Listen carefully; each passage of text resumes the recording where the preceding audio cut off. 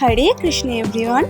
আজ হলো শ্রাবণ মাসের দ্বিতীয় সোমবার, আর আজ শ্রাবণ মাসের দ্বিতীয় সোমবার হওয়ার সাথে সাথে আরও একটা স্পেশাল দিন। আজ হচ্ছে হরিয়ালি তিজ। এই হরিয়ালি তিজ অনুষ্ঠানটি কিন্তু পালিত হয় মহাদেব এবং মাতা পার্বতীকে কেন্দ্র করেই। তাই আজ আমি চলে এসেছিলাম জামালপুরের পুররাজ মন্দিরে আমার ভোলে বাবাকে দর্শন করতে ও তার পুজো দিতে। শ্রাবণ মাসের প্রথম সোমবার অর্থাৎ কামিকা একাদশীর দিনই কিন্তু আমার এখানে পুজো দিতে আসার খুব ইচ্ছে ছিল, কিন্তু সেদিন যেহেতু আমাকে কলেজ যেতে হয়েছিল তাই আমি এখানে আসতে পারিনি। ভেবেছিলাম আজ যেহেতু শ্রাবণ মাসের প্রথম সোমবার নয় তাই ভিড়টা হয়তো একটু হলেও কম হবে, কিন্তু আমার ধারণা ভুল। আজকেও মন্দিরে প্রচুর পরিমাণে ভিড় ছিল, আর তাই খুব বেশি দেরি না করেই আমি চটপট কিন্তু পুজো কিনে নিয়েছিলাম। পুজো কিনে নিয়ে আমি চটপট করে কিন্তু দাঁড়িয়ে পড়েছিলাম লাইনে। আর এই দেখো, এখন আমি লাইনে দাঁড়িয়ে দাঁড়িয়ে অপেক্ষা করছি যে কখন আমি সামনে যাব, ভোলে বাবার দর্শন করব আর ভোলে বাবাকে পুজো দেবো। আর এখানে ছিল পুজো দেওয়ার দুটো লাইন, আর ছিল প্রচণ্ড পরিমাণে ভিড়। আর এই দেখো, এখানে কিন্তু এনারা দণ্ডি কাটছেন, কেউ আবার বাঁকে করে জল নিয়ে যাচ্ছে ভোলে বাবার মাথায় ঢালার জন্য। আর এই দেখো, এটা দেখে আমি ভেবেছিলাম যে হয়তো কাঁধে করে জল নিয়ে যাওয়া হচ্ছে।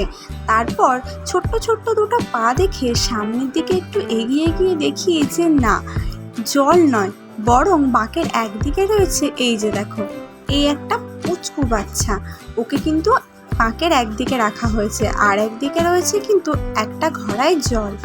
এটা কিন্তু আমার খুব ভালো লাগলো। আর ওই বাচ্চাটাকেও দেখলাম, ও কিন্তু একদম চুপটি করে ওই ঝুড়িটার মধ্যে শুয়েছিল, কোনো রকম কান্নাকাটি কিন্তু করছিল না। মনে হয় এইভাবে দোল খেতে খেতে যেতে ওরও বেশ ভালোই লাগছিল। আর এখন আমরা চলে এসেছি একদম মন্দিরের সামনে। আর এই দেখো, এখানে এত পরিমাণ ভিড়, মন্দিরে ঠিকভাবে ঢুকে পুজো দিতে পারবো কিনা সেটাই আমার এখন ভয় হচ্ছে। মন্দিরের ভিতরে যে আমি গিয়ে কোনো রকম ছবি তুলতে বা ভিডিও করতে পারবো না এটা তো আমার বোঝা হয়ে গেছে, কারণ যে পরিমাণ ভিড় তাতে আমি ঠিক করে মন্দিরের ভিতরে গিয়ে পুজো দিয়ে বেরোতে পারবো কিনা সে বিষয়ে আমার কিন্তু বেশ সন্দেহ আছে। আর এই মন্দিরে কিন্তু দেখো খড়ের চাল দেওয়া, এখানে কিন্তু কোনো রকম কোনো পাকা ছাদ নেই। এবং কেন নেই, কেন বারবার চেষ্টা করেও এই মন্দিরটায় ছাদ করা যায়নি, এবং এই যে চালটা এর ওপরের দিকেও কিন্তু রয়েছে একটা ফাঁকা অংশ, এবং সেটা কেন সেটার পিছনে কিন্তু একটা স্টোরি রয়েছে। যদি তোমরা জানতে চাও তাহলে আমাকে কমেন্টে জানিও, আমি তোমাদের অন্য কোনো একটা ভিডিওতে সেই আধ্যাত্মিক কাহিনীটা শেয়ার করব। আর এখন দেখো, আমি চলে এসেছি কিন্তু মন্দিরের বাইরে, আর মন্দিরের ভিতরে এতটা পরিমাণে ভিড় ছিল, মানে আমি যে কিভাবে ঢুকলাম, কিভাবে পুজো দিলাম আর কিভাবে বেরোলাম সেটা আমি নিজেই বুঝতে পারলাম না। মানে একটুখানি সময়ের মধ্যে কিভাবে যে সব কিছু হয়ে গেল, ঠিক করে ভোলে বাবার দর্শনও করতে পারলাম না। তাই আমার মনটা একটু খারাপ হয়ে গেছিলো যে আমি ঠিকঠাকভাবে দর্শনটুকুও করতে পারলাম না। কিন্তু তাও ঠিক আছে, আমি এর আগেও এই মন্দিরে এসেছি, ভোলে বাবাকে দর্শন করেছি, আর পরেও আবার আসবো, দর্শন করব।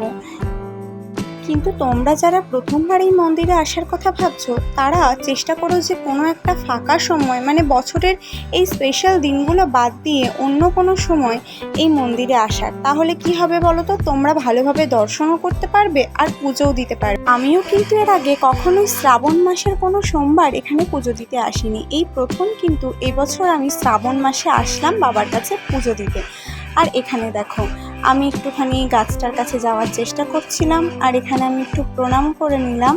এখানে নন্দী মহারাজকে প্রণাম করে আমি এই গাছটাকেও একটু প্রণাম করে নিলাম। আর এখন পুজো টুজো দেওয়া তো সব কমপ্লিট, তাই আমি একটু ঘুরে ঘুরে এই মেলার দোকানগুলো দেখছিলাম। এখানে কিন্তু 12 মাসই এরকম সুন্দর সুন্দর দোকান থাকে মেলার মতো। আর এখানে যখন এসেছি একবার এই দোকানগুলো ঘুরে দেখবো না তা কি হতে পারে বলো। এই যে দোকানের সুতোগুলো তোমরা দেখতে পাচ্ছ, এগুলোই কিন্তু ওই গাছে মানত করে বাঁধা হয় কোনো ইচ্ছা পূরণের জন্য।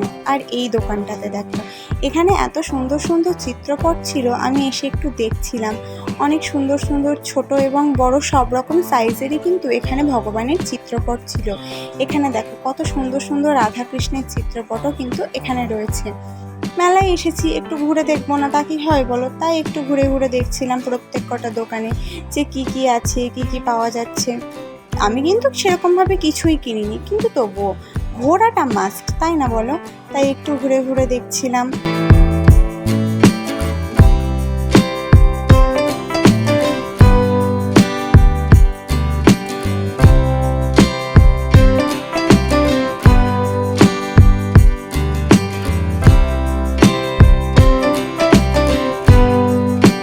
এই মেলাতে দেখলাম সবুজ কাঁচের চুড়িও বিক্রি করা হচ্ছিল। এই মাসে কিন্তু অনেকেই হাতে সবুজ কাঁচের চুড়ি পরে, তার পিছনে কিন্তু নির্দিষ্ট কিছু কারণও রয়েছে। আজকে আমিও কিন্তু হাতে পরে নিয়েছিলাম এই সবুজ কাঁচের চুড়িগুলো, কারণ আজ হলো হরিয়ালি তিজ। আজকে কিন্তু সবুজ শাড়ি, সবুজ অলংকার এসব পরারই দিন। মেলা টেলা ঘুরে আমি এখন চলে এসেছিলাম মন্দিরের একটা পুকুরে। এটাই মন্দিরেরই প্রতিষ্ঠিত একটা পুকুর, যে পুকুরে অনেকেই স্নান করে তারপর গিয়ে মন্দিরে পুজো দেয়। এর আগের বার যখন আমি পুজো দিতে এসেছিলাম আমিও এই পুকুরের জলে স্নান করেছিলাম। আর চারিদিকটা দেখো কতটা সুন্দর লাগছে।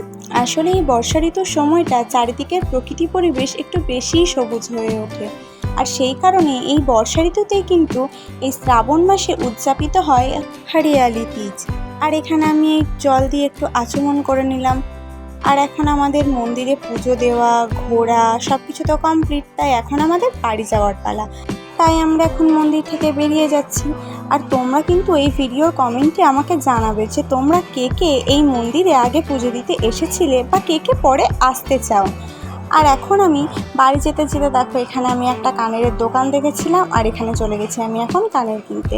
জুয়েলারির মধ্যে এই কানের দুল জিনিসটা আমার সব থেকে প্রিয়, আর আমি খুব বড় বড় একটা কানের দুল পরি না, তাই আমি খুঁজছিলাম এখানে ছোট ছোট ঝুমকা। আর দেখো আমি একটা পেয়েও গেছি। এই ছোট্ট ছোট্ট ঝুমকাগুলো কিন্তু আমার খুব পছন্দ হয়েছিল।